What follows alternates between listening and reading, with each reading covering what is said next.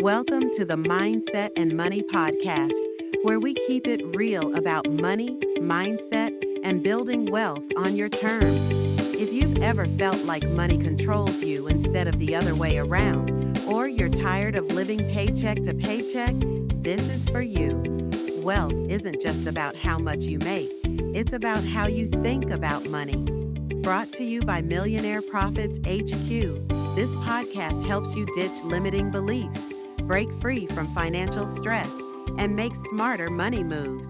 No boring lectures, just real talk, real strategies, and real results. If you're ready to reset your money mindset, level up, and start thriving, you're in the right place. Let's get into it. All right, let's be real for a second. Money is one of those things that can either empower you or stress you the hell out. And for a lot of people, it's straight up triggering. You ever notice how some people avoid checking their bank account like it's a horror movie? Or feel guilty every time they swipe their card, even when it's for something they need? That's not just a bad habit, that's money trauma. And listen, if you're already nodding your head like, damn, that's me, then you're in the right place. Today, we're diving deep into what money trauma actually is, how it's been messing with your bag, and most importantly, how to break free from it.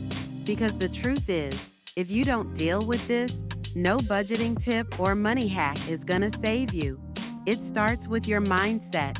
So if you're ready to stop feeling broke, guilty, and anxious about money, stay locked in because I've got some real talk and real solutions coming your way. Let's get into it. What even is money trauma? All right, so let's break this down because money trauma is deeper than most people think. It's not just, oh, I'm bad with money, or I wish I had more of it. No, it's emotional baggage around money that's quietly running the show in your life. It's shaping how you think, feel, and act when it comes to finances. And here's the wildest part. Most people don't even know they have it. And listen, money trauma doesn't just affect people who are struggling financially.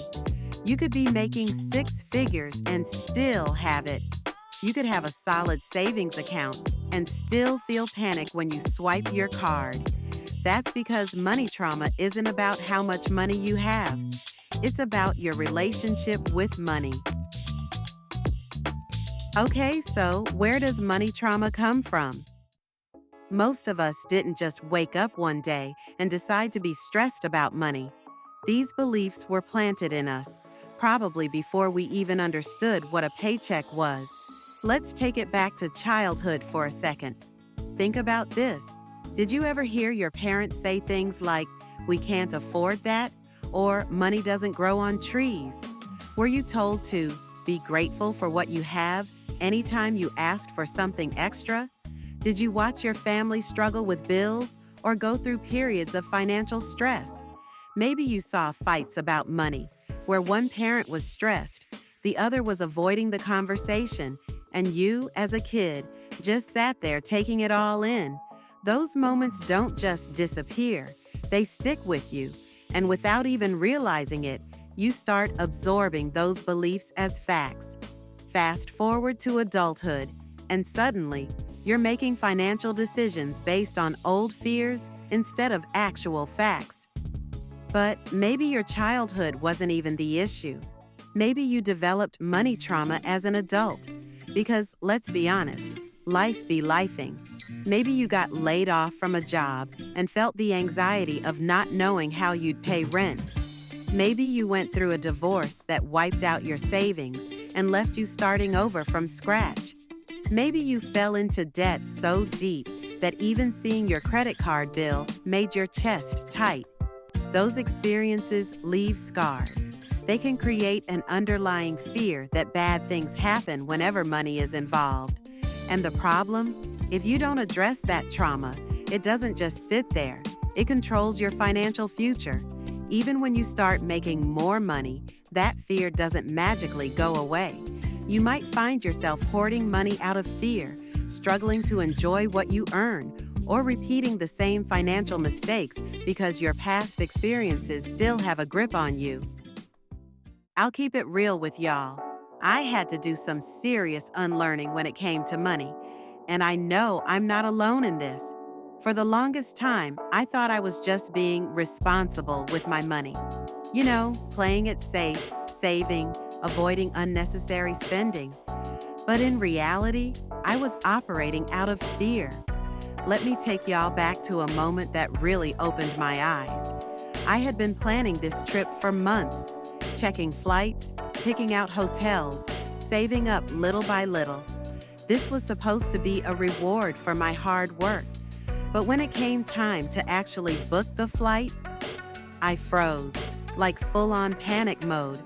My brain started running wild. What if something happens?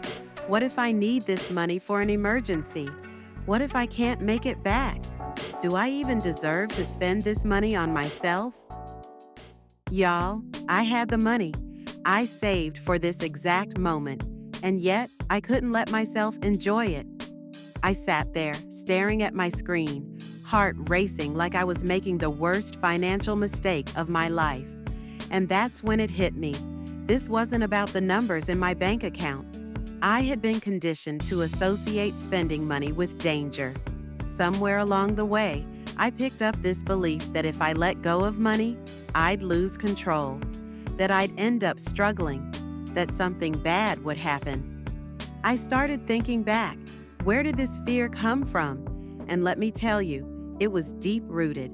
Growing up, I saw my family stress over money all the time. Bills were tight, and I heard things like, "We can't afford that. We don't have money for extra stuff. You should be grateful for what you have." And it wasn't just words. It was the energy around money. Every time a bill came in, I could feel the tension in the room. Every time I wanted something, I felt guilty for even asking. And so, without even realizing it, I internalized that money was something you have to hold on to for dear life. That spending, even when I could afford it, was somehow reckless. Fast forward to adulthood, and that belief was running my financial life. It didn't matter that I had enough money. My mindset was still in survival mode. Once I realized what was happening, I knew I had two choices: keep letting my money trauma control me, or start rewiring my beliefs. I started asking myself, do I really need to feel guilty for spending money on things I've planned for? What's the worst that could actually happen if I spend money on something that brings me joy? Why do I trust money to disappear, but not to come back? And listen, changing your mindset isn't an overnight thing. It takes work. But once I started seeing money as a tool instead of a ticking time bomb, everything changed. I want you to think about your own life right now. How many times have you let fear stop you from making a financial decision that could have been good for you? Whether it's investing, starting a business, taking a much-needed trip, or just buying something that makes you happy. If money trauma is calling the shots, it's time to take your power back. And that's exactly what we're going to do in this episode. Let's break down how you can start unlearning these toxic money habits and step into a mindset that actually serves you. So, how do you know if you have money trauma? It can show up in a lot of different ways, and some of them might surprise you.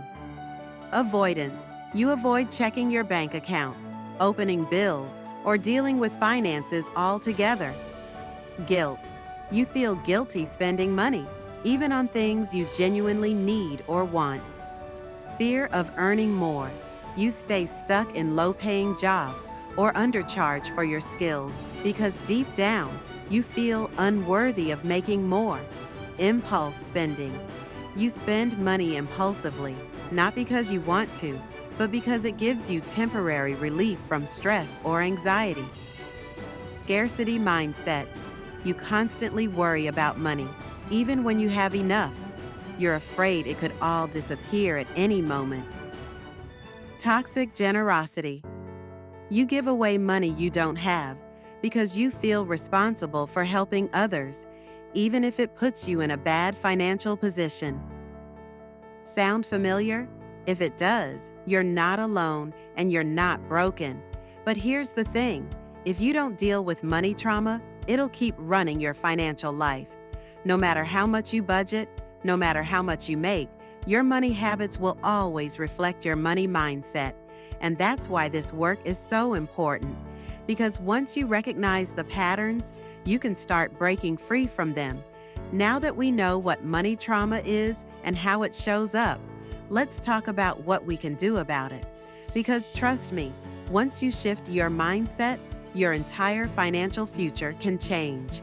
All right, we've talked about what money trauma is and how it might be showing up in your life. But now, let's get to the part that actually changes the game, healing. Because here's the truth, your money trauma didn't happen overnight, and it won't disappear overnight either. But the good news, you have the power to rewire your mindset, one step at a time. So let's get into it. How do you start shifting your money mindset and healing from money trauma? You can't change something if you don't even know it's there. And for a lot of us, our money trauma is buried so deep that we don't even question it. So let's pause and ask, what is your money story? What did you learn about money growing up? Were you taught that money is stressful, hard to get, or something to fear? Did you watch your parents live paycheck to paycheck, constantly worrying about bills? Were you told that rich people are greedy or money changes people? Did you grow up in a household where money was never talked about at all? Your beliefs about money were shaped by what you saw, heard, and experienced as a child. And whether you realize it or not, those beliefs are still influencing your financial decisions today. So take a moment. Write down your earliest memories of money. What phrases do you remember hearing? What emotions come up when you think about money? Awareness is the first step. Step 2 is to reframe your beliefs.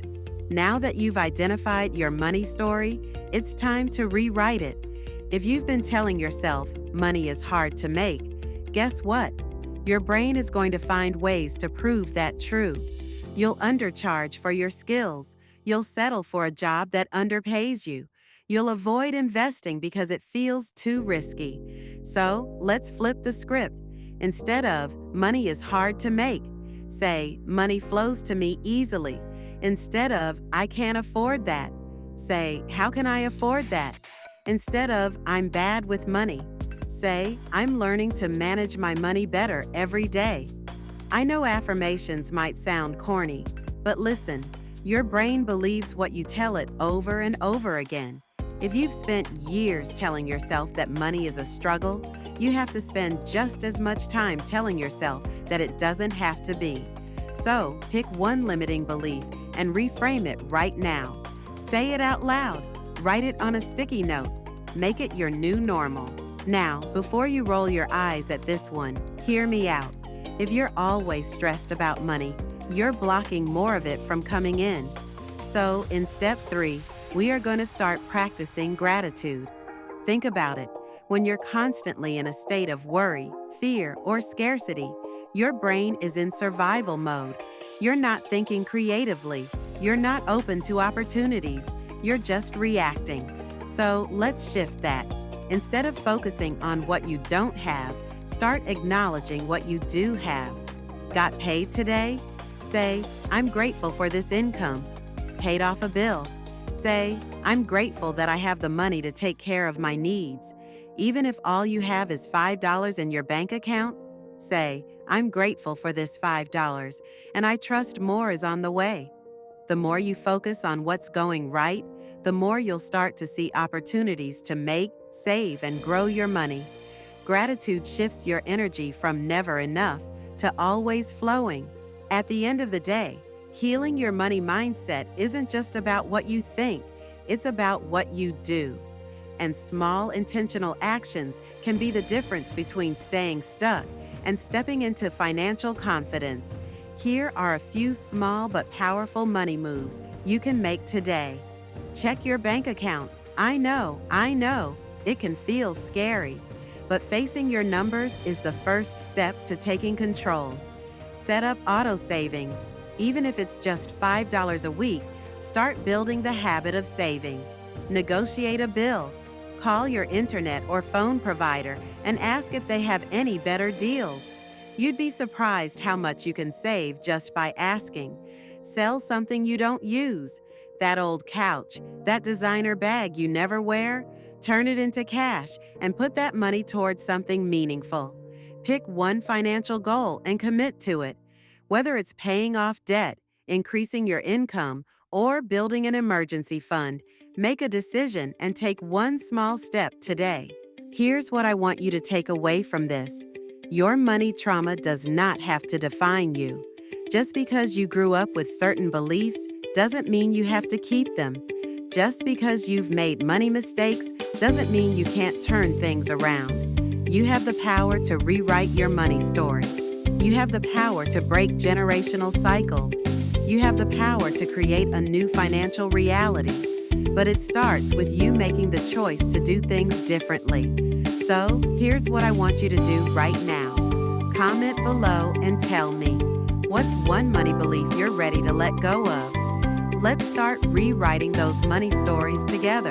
And if today's episode resonated with you, I want to personally invite you to take this transformation even further.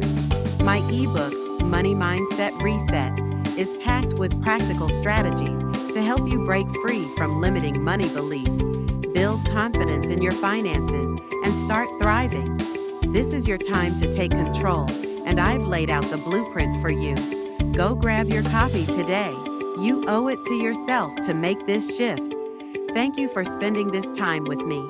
I appreciate you, and I'm rooting for your financial success every step of the way. Until next time, keep pushing, keep growing, and keep building the life you deserve.